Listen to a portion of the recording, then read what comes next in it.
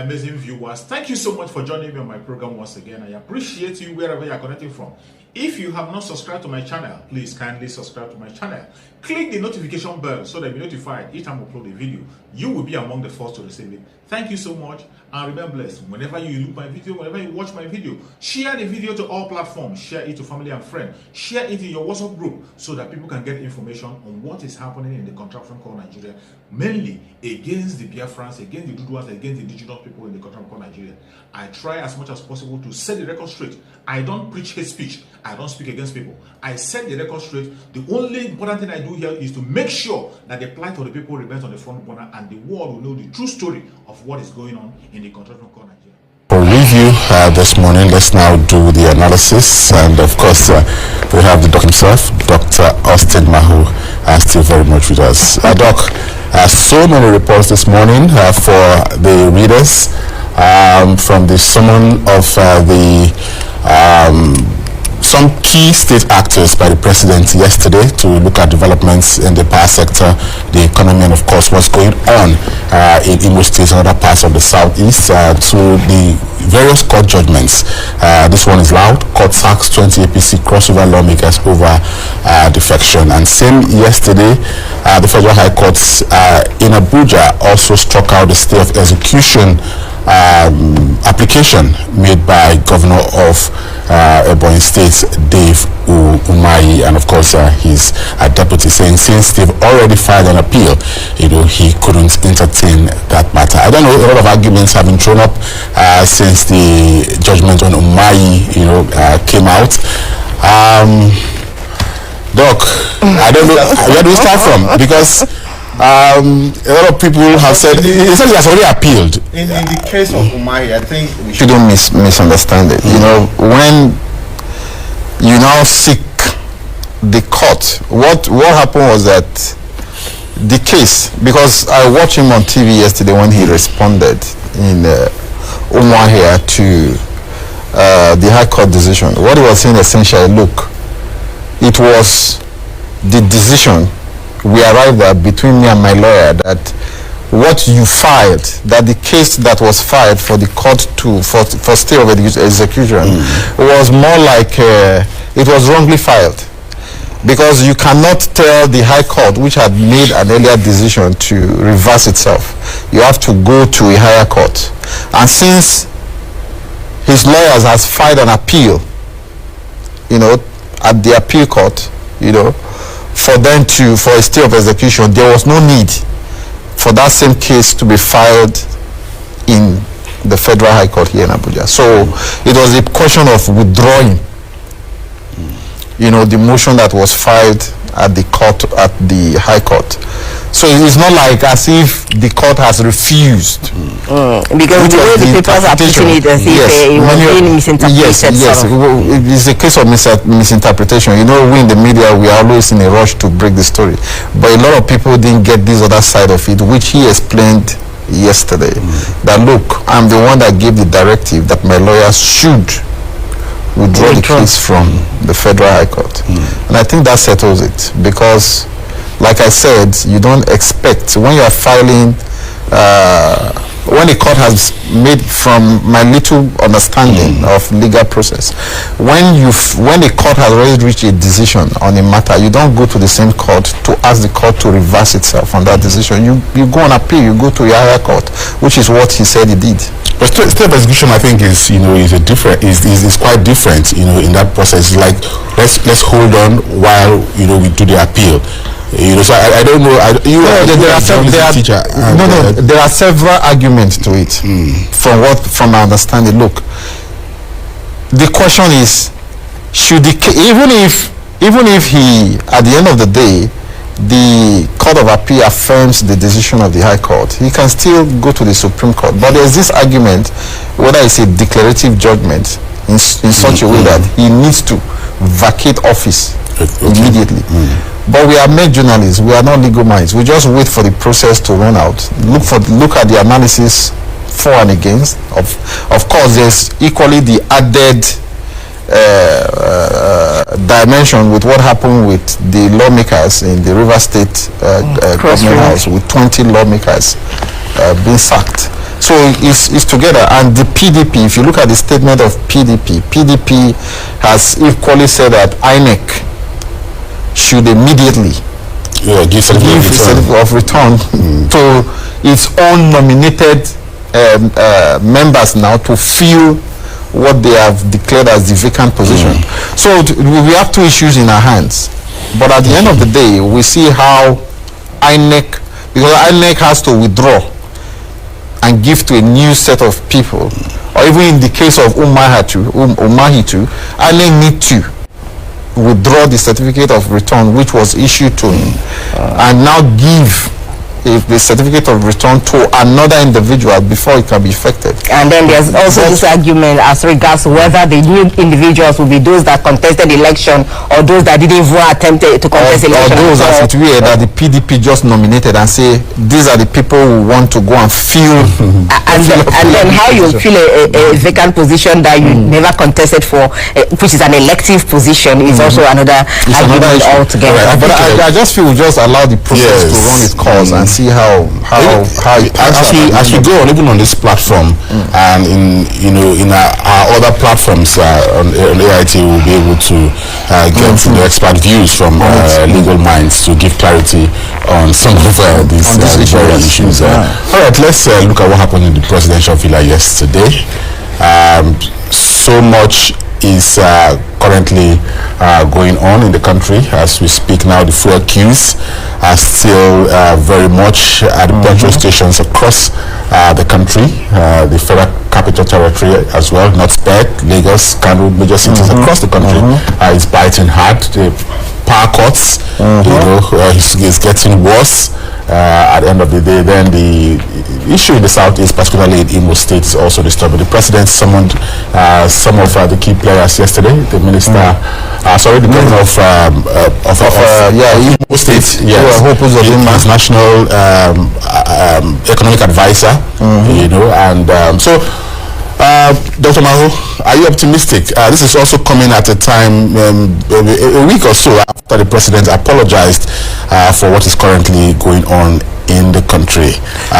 What do you expect from that meeting yesterday? Are we expect to see some kind of drastic measures to turn things around? It's good you try to tie it back to what the president himself did about a week ago. The nation, Nigeria, is adrift. And at some instant, many of us feel that nobody seems to be in charge.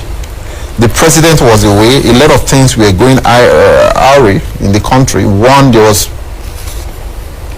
we had what I'll refer to as energy crisis. Energy crisis in the sense that, one, we didn't have electricity in our home. Two, we have a persistent fuel crisis in our hand, which has been running for the past 2 months going. And NNPC has always come to say, look, we are panic buying. How can we be panic buying for over 2 months? So this has, then of course you look at the state of the economy, whereby if you look at some of the papers today, state governors are worried because often in the last maybe January and February, when they come to Abuja to share comfort to FAC meeting to share the national cake, there's nothing to share because since January, NNPC has not been remitting anything to the Federation account for the 36 states at the FCT. So it creates a lot of worry, and all this has to do with, one, the management of the economy, then you add also the security situation in the country. So it's a good step on the part of Mr. President that he had to meet with 3 key people in relation to, one, security, Hope Uzodinma, the crisis in the southeastern part of the country. Then number 2, his economic advisor, who I would say has not really been in the news really. We hardly know whether he exists, but he's there because he was appointed, although it was late in coming. He got his appointment I think sometime last year. So let's know the policy direction of the government in terms of giving the economy a boost. Then of course, and most importantly, like I said earlier on, the power situation in the country. I was watching the Minister of Power on television, your station AIT yesterday. making the normal analysis of the situation. And to quote him, he said, "We are on top of the situation." On top of which situation?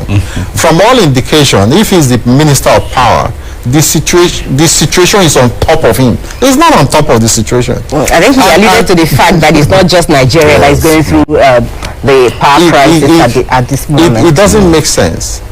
You get to a point when you are in charge of a situation, you take responsibility. That is why many of us we applauded Mr. President for taking responsibility and apologizing to Nigerians. You apologize. Your job as minister of power, there's no job, Nkoli, as you are sitting there, it takes you a lot to be here this morning, to prepare, to get ready, to make sure you're in the studio to do your job. Equally myself, to be here. I can give 101 reasons why I cannot be here or why you cannot be there to do your job. So this idea that when something happens, that people should come up with excuses of why they were not, why the situation is like that is as a result of what is happening in Ukraine or Russia, or because of the global supply chain that has been disrupted, the instability in this international oil market. To me, those are no excuse. And many will say, as it Nigerians even far better before that. Yeah, of course, the situation is far better. And as far as I am concerned as an individual, all I need, like my car right now, for the past 1 week, I've been managing to buy black market. Yesterday I bought black market. Today I'll buy black market because I can't stand the pressure of trying to stay in those long queue and spending the whole day there without the opportunity to do any other thing. Do you know the man hours people are losing on the fuel queues? And instead of you to give hope, to tell us what you are doing to address the situation, you are telling me that you are on top of the situation. You are not on top of the situation. You cannot have a situation that has been persisting for the past 2 months and you say you're on top of it. And you now talk about, we are talking about petrol because the energy crisis is, you can tie it all together. Then you now talk about electricity generation, where you have frequently, you are telling me that the grid collapses consistently. Dr. Maho, we actually engaged Joe Ajero on this program sometime last week, and he made a lot of submissions and alluded to the fact that there is high level corruption in the power sector. Yes, starting from the way the privatization process was mismanaged. And of course, we talk about the role of NBET. We talk about the 1.6 trillion debt. The Gencos are claiming that the federal government owe them. It's really helpless, and the authority is really helpless, in tackling this hydra-headed problem. See, that is why I started with saying that, look, every day I have a private sector orientation. I've never worked in the civil service all my life. I worked in the private sector, and I have this orientation that when you are given a task, there are 101 reasons why you cannot perform that task. So it's either left for you, like a workman, to blame your tools or to do the job. Every day, when you are appointed as Minister of Power, you should ask yourself, what is your mandate as the Minister of Power? Is it to give excuses, or to go in there and solve the problem, or claim helplessness, as in this case? What should be your mandate? Is it to give excuses to Nigerians? Of course, you can relate back, you can go back to 10 years ago and say it's as a result of the privatization program which was wrongly carried out, or you blame it perennially on gas, or no water in Shiroro Dam and all that. To me, it makes no sense. You were given a job to provide power to Nigeria. So those problems are really envisaged. It's just for you to provide solutions. Deal with it. That is why you were appointed to do that, not to give excuses. It doesn't make sense to me. All right, Doctor. And if you cannot perform, let's look at you should resign. You resign your appointment. Once you lack the capacity to be able to do what you were appointed to do. You are not appointed to give excuses. There's also the responsibility of the employer to also. Should I throw this in? My children, they all have heat rashes. No, everybody does that. Yes. Like the other time I spoke about but because the heat wave, the season we are. The other time I spoke about 6 months supply in my deep freezer which I have to throw away. It happens to every Nigerian. Every Nigerian is suffering it. Then you now come on air and tell me that you're on top of the situation. For God's sake, the situation is on top of you. You are not on top of the situation by all means. It's really annoying. All right, let's look at this your paper, right, which is thrown up here now. Okay, you've talked about the state of the nation that you led with. Tension as Kaduna declares 24 hours curfew into local government areas. That's another issue. Yes. For a very long time, we haven't really talked about. There was a time. There was a time it used to be on a daily basis. That you talk about security and attacks and all of that. Is it a resurgence, or what do we call this? And Kaduna is always on the worst case. Yeah. So it is for, like you said, for a very long time, although there were little pockets of violence here and here, attack and all that, but significantly the situation has been brought under control. And even in the whole of the northeast, for instance, Borno, Zamfara, of course you talk about Katsina, there seems to have been a downward trend in the amount of insurgency and violence and security problem going on there, which to me shows that even if we don't say it, even if it's not in the news, which shows that the army seems, the security agencies, let me not say the army now, seems to have gotten a handle on the situation and they are managing it. As we speak now, as we speak, you wanted to say something? As we speak, the Kaduna issue, like I said, there have been pockets until we had this sudden conflagration yesterday, whereby the state governor, the person of El-Rufai, had to declare a state of emergency in about 2 local governments. And post curfew and 24-hour curfew in those areas. And of course, the violence from the attack by bandit led to the death of about 26 people. And as at this morning, I was still monitoring the situation. It's reported that the number has increased to about 29. So Kaduna is a peculiar case, and I feel that government need to do more. Because there was a time I attended a security briefing at the Federal Ministry of Defense, and when you look at the movement of terrorists, the forest area from Niger State here through Kaduna to Zamfara, they call it KK axis. You have from the KK axis of insecurity in Nigeria is Kaduna, K for Kaduna, K for Kano, K for Katsina. So there's this large expanse of forest running through these 3 states, and Kaduna seems to be the center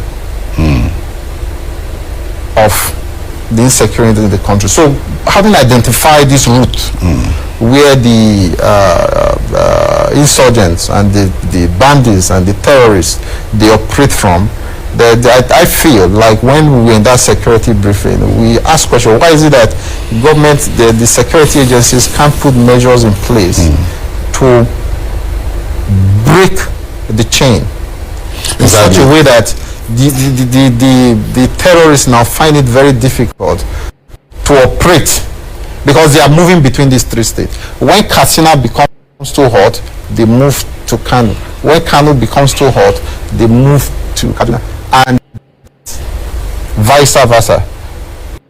Or at times they come to Niger State. So what is happening? What we discovered was that the security strategy seems to be that when there is problem in one state, maybe in Kaduna for instance, you find out it's not spilling over. You find out that there's this tendency to concentrate your security architecture on a particular area, and by the time you are trying to deal with that situation, they disperse to that area. Like Nkoli said, sometimes it looks as if the situation is abating, while sometimes we see an upsurge in this but it looks like we are addressing the symptoms of the problem without actually, tackling the root causes, of these conflicts. Tackling security go beyond. You're right. When it comes to tackling security problem, many people are involved. It's not just at times we talk about carrot and stick. We talk about the state of the economy. You talk about, and at times when you listen to these so-called bandits or insurgents or terrorists, and I've read many of their interviews, and they tell you why they went into banditry and terrorism. They've given reasons, and some of the reasons that they lost their means of livelihood totally, and they have no choice but to resort to insurgents as a way of making a living. And some of them will say they are holding a grievance against the federal government or the state government. They've had losses also. Doctor, in all of this is that the people that now get killed are villagers, for instance. You're not targeting even the people you're angry about how they have made the situation bad. So how does killing a fellow villager amounts to solving the problem you think you have? That's the point I was coming to. The problem is multifaceted, and you cannot use one process to deal with the problem. It's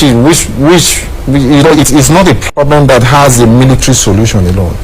There's economic component, there's political component. The political component is there's political component, there's religious component. In order to deal with insurgency, you have to be able to look at all these components and how they contribute to fueling the problem, in order to be able to isolate them and deal with them individually. People talk about indoctrination or using the paper I read a long time ago about countering ideology.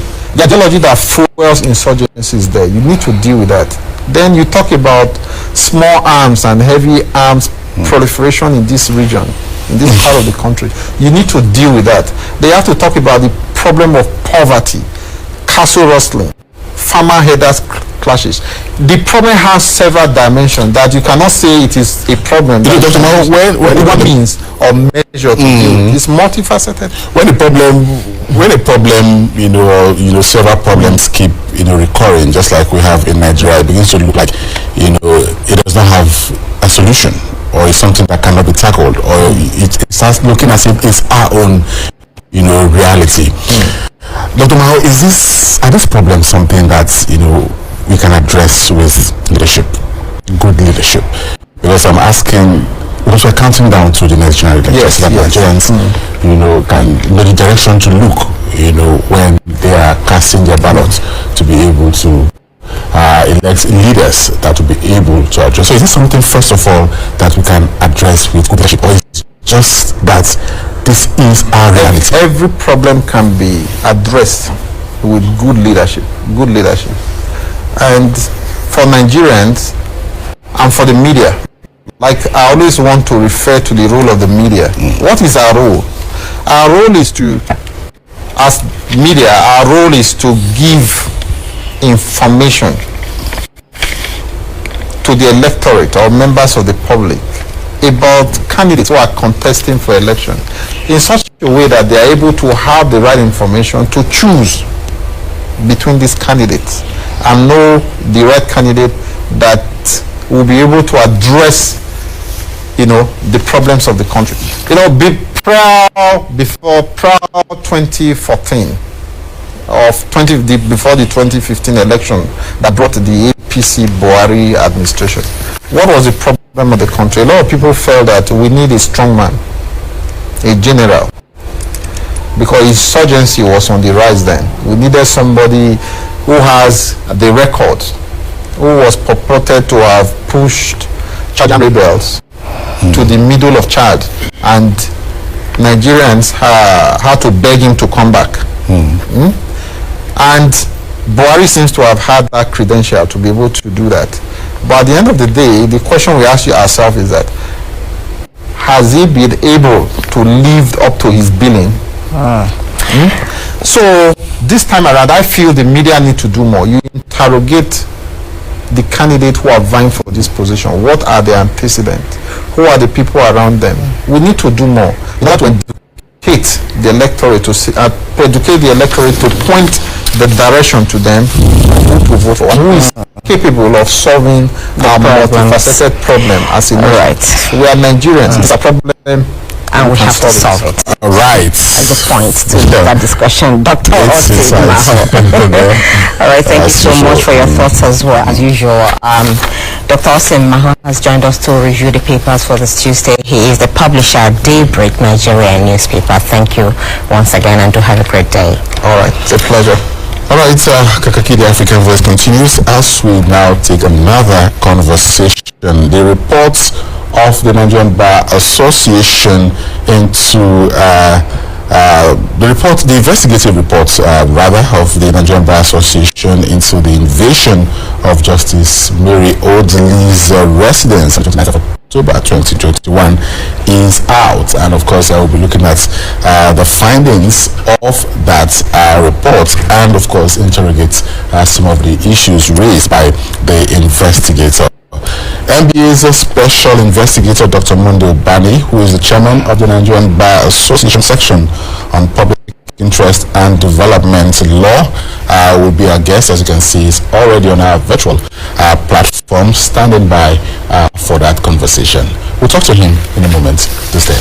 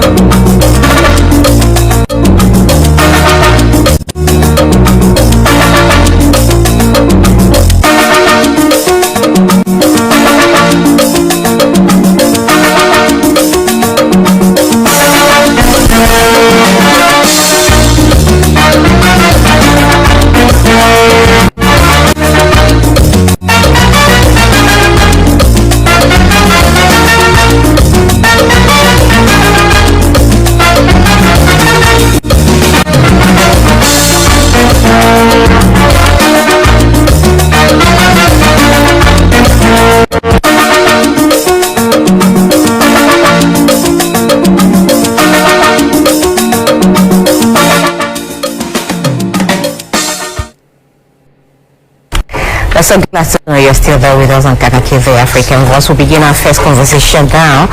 Well, the special investigator appointed by the Nigeria Bar Association to investigate the invasion of the House of Supreme Court Justice Mary Odili has submitted his report and concluded that the invasion was driven by greed and quest for financial gain. How did he go about this investigation? Who were the people he interviewed? What were the recommendations of that report? That's exactly what we'll be looking at. And to do this with us is the investigator himself, Dr. Mande Ubani. He is the NBA Special Investigator on Justice Mary Odele's Abuja House invasion. He is a lawyer and also the chairman, Nigeria Bar Association section on Public Interest and Development Law. That's NBA SPIDL. Thank you so much for joining us, Dr. Ubani.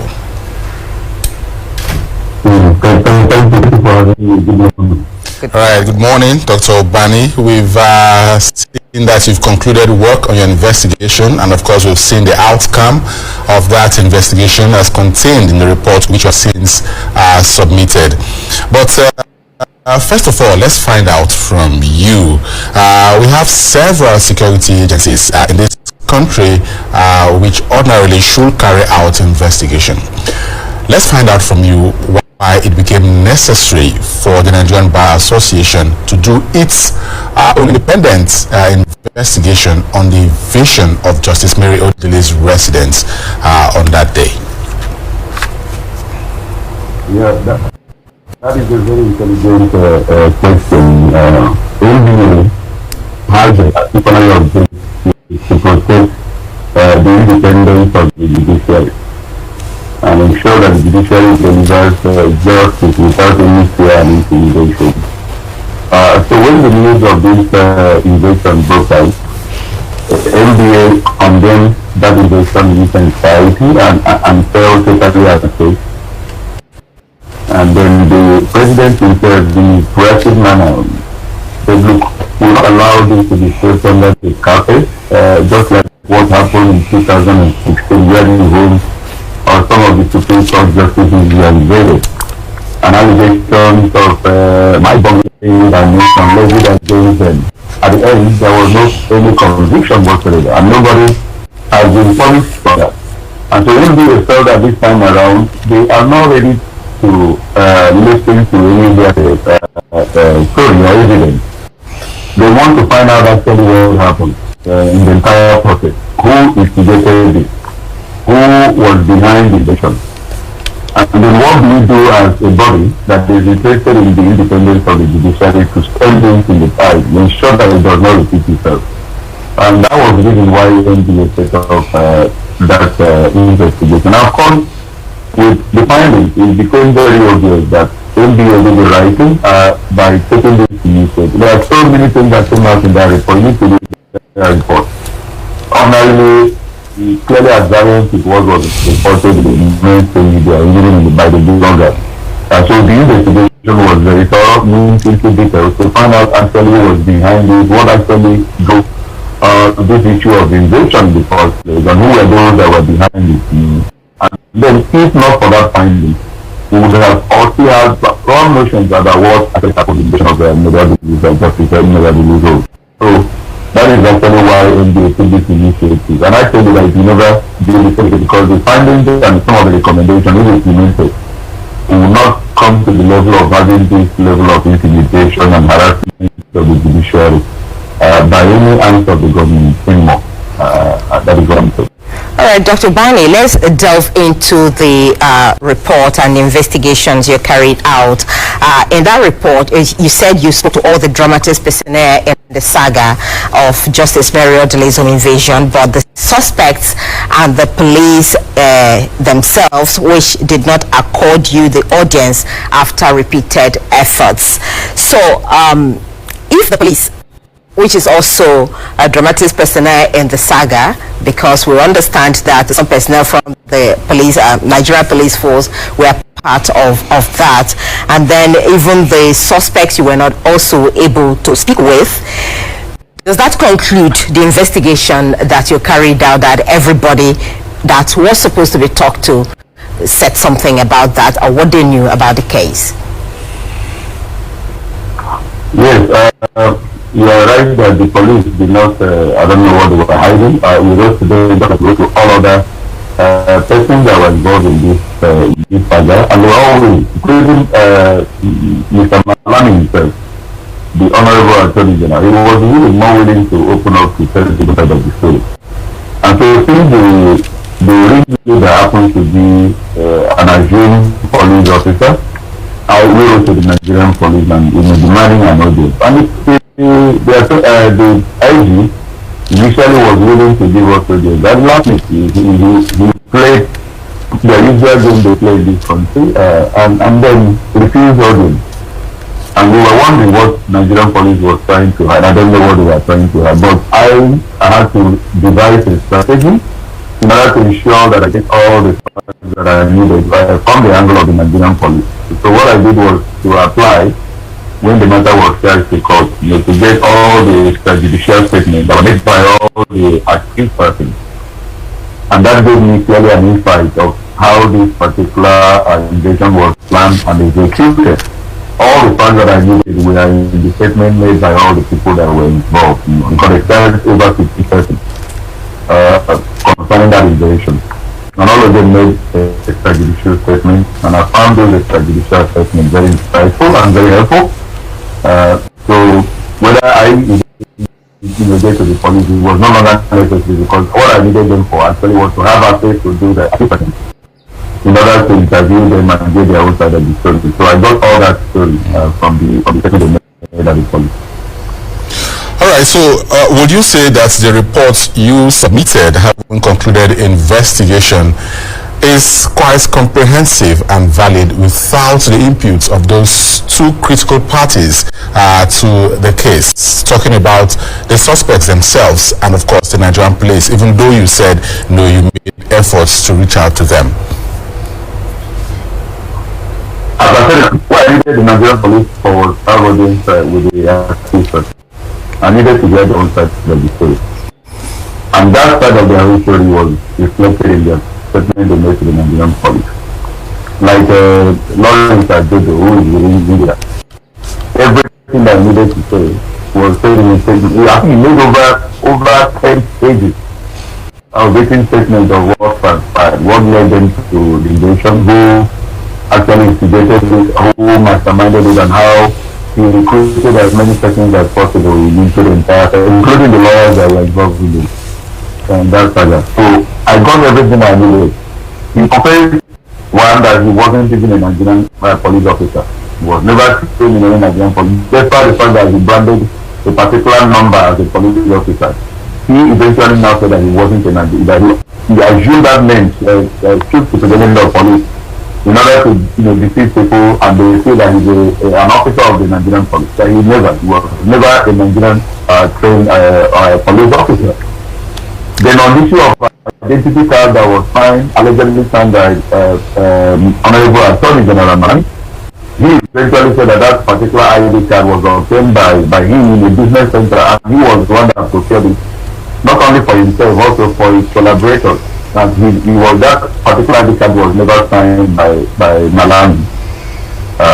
And he also alleged that he was a member of a particular unit, asset recovery unit in the Ministry of Justice. My finding there was that there was no such unit.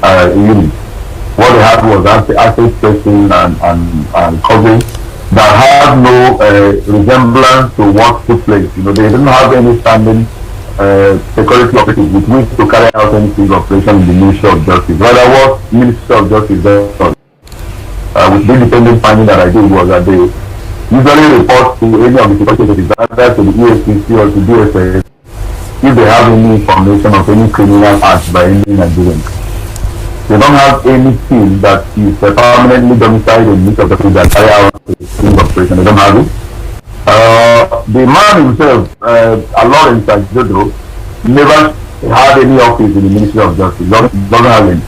Even the day they went for the operation, he operated from the park, from the car park of the Ministry of Justice. That is where they all met, assembled in order to move towards the room of Honorable Justice Megabili.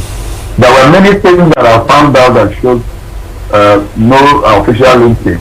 But I had a conclusion in my evidence, in my report, that the Ministry of Justice cannot claim total ignorance of the existence of this criminal gang, that only hang around the offices, and have official programs.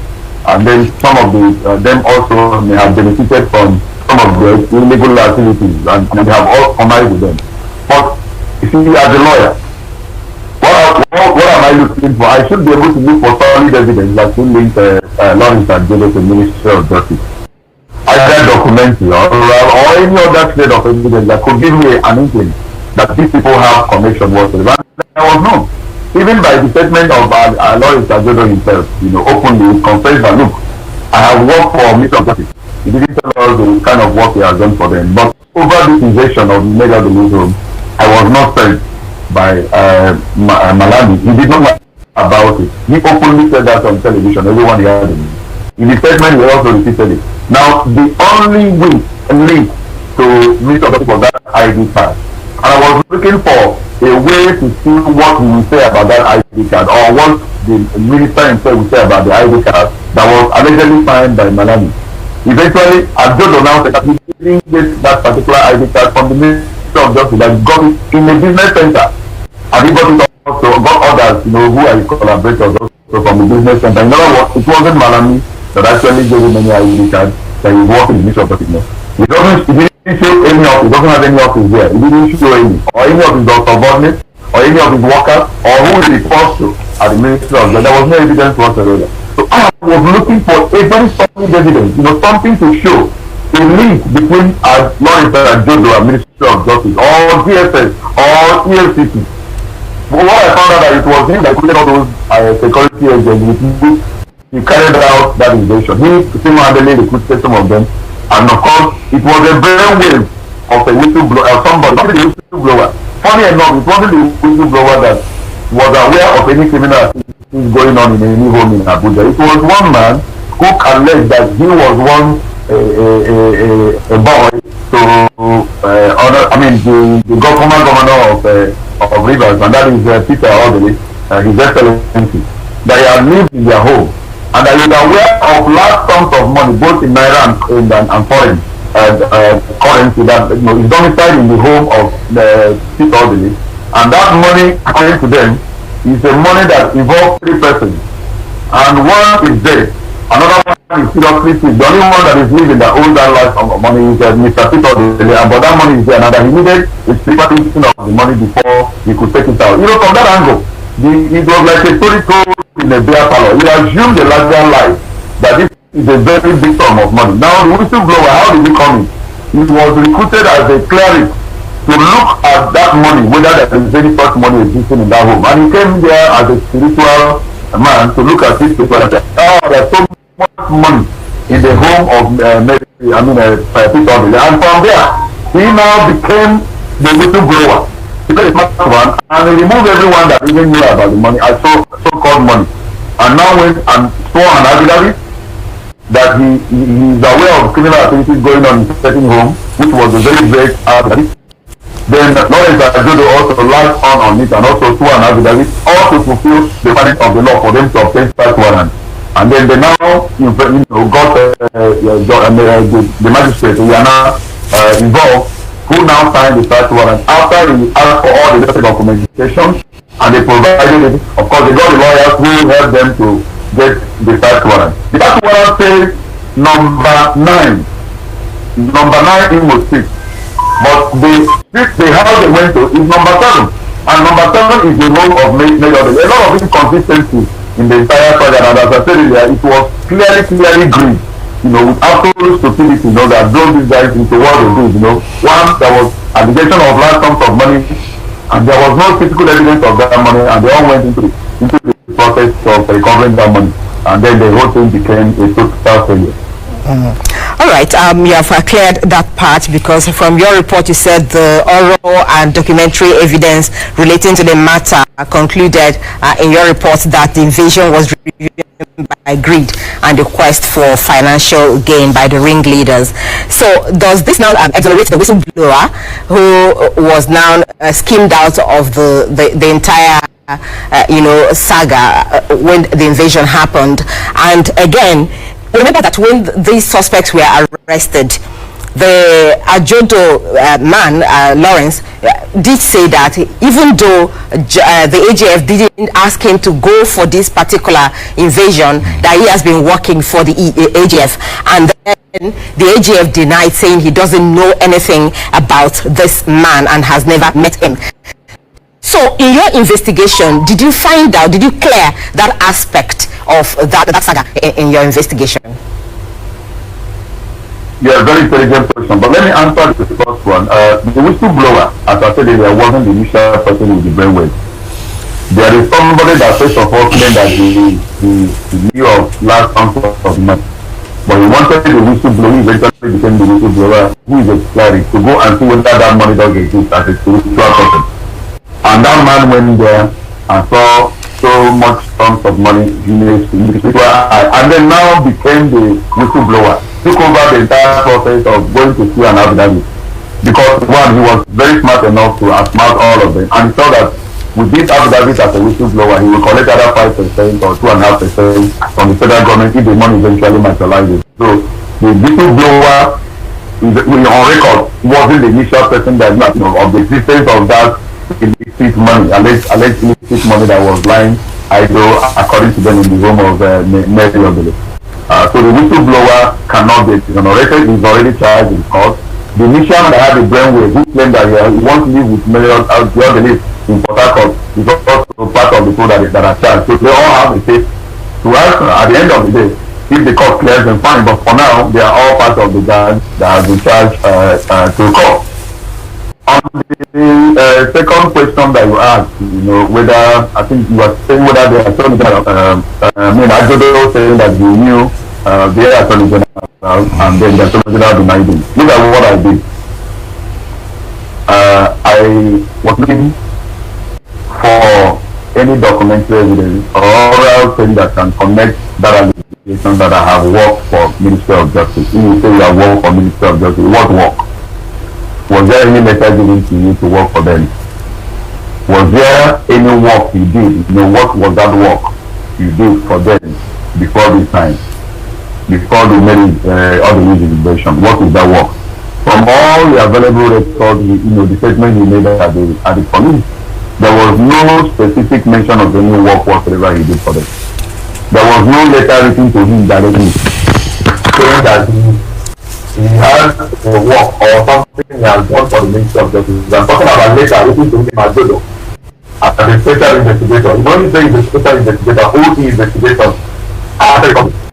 You have to show evidence of what work he has worked on, and the ministry, as the JDB, was it an oral, instruction, and what was that work you actually did for the Ministry of Justice? He didn't provide that. Only that I work for them. The nature of work, the work itself was not specified, and that is a very worrying gap. Then you now say, over this particular invasion that involves Mary Obele, I did not get any organization from the minister. He didn't send me. He's not even aware of it. That was an open confession that he made on television, and all of us saw that. He said he worked for them. Everyone was. But FDA felt totally that Malami must not go scot-free, because Malami himself, agreed that he was the one that authorized 2016 invasion. It's on record that Malami says that he was the one that authorized one of 2016. And so if this man is now saying that as from the Ministry of Justice, it means that Malami must know about this 2021 invasion. And that's why NDA took very hard stance and said we must find out. And if Malami is really implicated in this, and there is threat of evidence linking him up, there is no way he will go on for it. But we are looking for that evidence. We sought for it, and it was not. If you say that you are work on him, what work did you do for him? What letter did you do? What letter? If you have any document, anything about to show that you really had to do certain work and you did it and all that. There was not. And then this other one, you now even a complained in their own case, he said that he did not authorize me. He's not the one that said I am asked to investigate, they made all the investigation, remember? And the real leader is now saying that this man did not know about this. He did not authorize me. It is clearly wrong of me as a lawyer, with all the training that I have, and with all the experience that I have in this legal profession. So family, say that this man is clearly liable when there is no evidence. And even from the mouth of the person that says, this man has sent me on errand before, but over this one, he's not the one that sent me. what evidence am I going to use to implicate Malami in this? I didn't see any. And I didn't see any letter of employment. The ID card I said this is only the link was not even issued by Malami himself. You know, so the man said I got it from a business center. I go for SBA evidence to link Ministry of Justice. But mind you that I concluded in my statement that one way or the other, the Ministry of Justice cannot claim that they don't know this man. You cannot claim it. But there is no official link. I couldn't see that officially. They cannot claim that they don't know this man. The hands are around their office. They do one or two things together. But there is no official thing to really link Ajodo to the Ministry of Justice or to EFCC. That was the top agency that they are linked. You know, they called EFCC first. EFCC has to debunk that allegation. I also went into that to see whether EFCC is one way linked. So by the time they went to EFCC, EFCC was asking for sufficient evidence before they can go to the home. They are alleging have so much money. And there was none. So EFCC backed out. So they now went to one fake EFCC director who claims to be an EFCC director, who is also part of the technical class. He's not in the EFCC. He never worked for EFCC. But he has one billion or the other was EFCC, but he claims to be EFCC director. So it was a very comprehensive report. And I urge all Nigerians, you know, to really look at that report, you know, and really know why I write our decision that I do, you know, because I am not interested in convicting any person, I mean, in implicating any person that there is no evidence to implicate, you know. So I'm looking for facts. And when I didn't see that fact, you know, and I have, including the magistrate, of course, I want to read my statement concerning the magistrate. The magistrate himself, there was some momentary relapse in terms of, you know, being careful.